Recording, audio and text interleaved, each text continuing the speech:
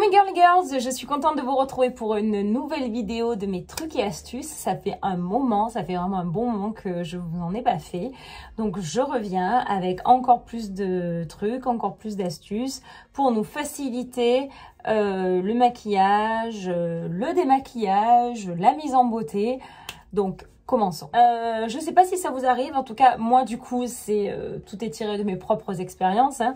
En tout cas j'ai souvent quand j'applique mon maquillage tendance à avoir le fond de teint qui ici un petit peu s'accumule. C'est franchement pas joli. On peut en avoir aussi en dessous des yeux. C'est vrai qu'en dessous des yeux j'ai une technique de manière à ce que finalement ça se voit pas trop. Je l'applique de manière je dois dire assez bien, mais là à un moment donné je dois merder parce que franchement, excusez-moi du terme, mais ça fait un petit pli et c'est vraiment pas, c'est disgracieux quoi. Donc j'ai trouvé un remède. Vous prenez une beauty blender, une grosse, une petite, en tout cas il faut qu'elle soit sèche, une petite éponge, et à l'endroit où ça peut être un peu biseauté, où ça peut être plat ou un petit peu pointu, sec, vous venez éponger l'excédent ici. Je parle vraiment du fond de teint, de l'anti-cerne, du correcteur qui se serait accumulé et qui ferait un pli, hein, d'accord, on est d'accord. Donc j'enlève l'excédent et ensuite avec une poudre translucide et un pinceau un peu dense, un pinceau à poudre, j'en prends, je tapote et je viens juste sécher et fixer le peu qui reste de manière à ce que ça ne le fasse plus. Là d'ailleurs mon maquillage je l'ai fait, il s'est passé ça, et là,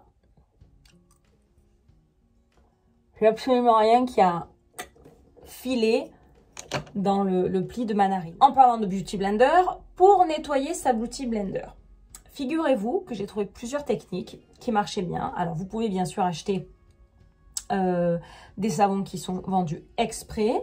Des fois, j'ai trouvé que c'était pas forcément les plus efficaces parce que selon le maquillage que vous utilisez, c'est tenace en fait. Hein. C'est très gras, etc., etc. J'ai trouvé plusieurs techniques. Le laver à l'eau chaude avec du savon de Marseille et de l'huile d'olive. Oui, oui, oui. Donc, le tout plusieurs fois et bien rincé. Ça enlève les maquillages les plus tenaces. Vous pouvez le laver aussi avec du liquide vaisselle puisque ça, c'est forcément dégraissant. C'est vrai que ça marche, mais pas toujours. Et dernière astuce que j'ai trouvée, c'est le mettre dans de l'eau entièrement, dans un bol, au micro-ondes, les watts au max, 30 secondes. Et en fait, la chaleur, en fait, l'eau bouillante, enfin l'eau très chaude et l'activation des molécules font que ça va vraiment purifier, nettoyer. Vous pouvez toujours ensuite un peu savonner pour quand même enlever les bactéries et bien rincer. Et vous verrez que parmi ces techniques, votre Beauty Blender reviendra comme neuf. Ensuite, petite astuce de femmes pressées, de femmes overbookées, de mères de famille, de businesswomen, de filles qui ne savent pas faire, de filles qui ne veulent pas faire. Attendez, oh, l'épaule ou pas l'épaule? Ah. Un crayon noir. Ouh, il est vivant, il est parti. Le crayon noir, quand on veut en mettre à l'intérieur, en haut, en bas, qu'on a peur de se crever l'œil, qu'on ne sait pas, vous le prenez, vous le mettez et vous fermez l'œil et vous faites ça. Je ne vous garantis pas un résultat des plus soignés, précis, mais ça fait le job. Technique rapide, sans se toucher les yeux. Super. Quatrième astuce, vous savez qu'à chaque fois je fais 5 astuces par vidéo. Quatrième astuce, quand vous avez un correcteur et qu'il n'est pas assez couvrant ou correcteur, je vous conseille de le mettre avec le doigt ou un pinceau, enfin ce que vous voulez selon le correcteur que vous avez. Cacher le bouton, travailler le bouton, la tache, l'imperfection que vous voulez travailler. Laissez-le un peu sécher en fait. Et par-dessus, alors, travaillez-le bien de manière à ce qu'il ne fasse pas non plus du craquelage. Hein, il ne faut pas qu'il y en ait trop. Mais le laisser sécher, vraiment. Et ensuite, le poudrer, le sceller. Ça fait vraiment le job de juste laisser des fois du correcteur. Voilà, essayez de le laisser sécher. En fait, vous le mettez en paquet. Vous le travaillez légèrement. Vous le laissez sécher. Et ça fait le job. Et en plus, si vous le fixez avec de la poudre, c'est le top. Dernière astuce, si vous mettez des paillettes, en plus on va arriver avec la période un petit peu de fête, etc.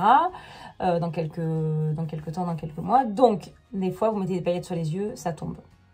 Comment les enlever de paillettes? On a tout essayé, un pinceau, ça les étale. Si vous en avez beaucoup trop, là, je ne vais pas avoir de solution miracle non plus. Le mieux, c'est d'abord de faire votre maquillage avec les paillettes, de passer une lingette démaquillante. Et malgré tout, des fois, on en a encore. Donc, passez bien une lingette démaquillante, voire un lait démaquillant, une lotion, lingette démaquillante, enlevez tout. Si vous savez que vous allez faire un maquillage très pailleté. Si ce n'est pas le cas, et que vous faites votre maquillage, vous avez mis quelques paillettes, et vous n'avez pas mis de primer ou de colle à paillettes avant, et ça chute. Ou alors, vous en avez mis et dans la journée, ça chute. Ça nous arrive toutes. Vous prenez un petit spoolie. Donc en fait, ça c'est, vous reconnaissez, hein, c'est ce qui vous sert à brosser vos sourcils.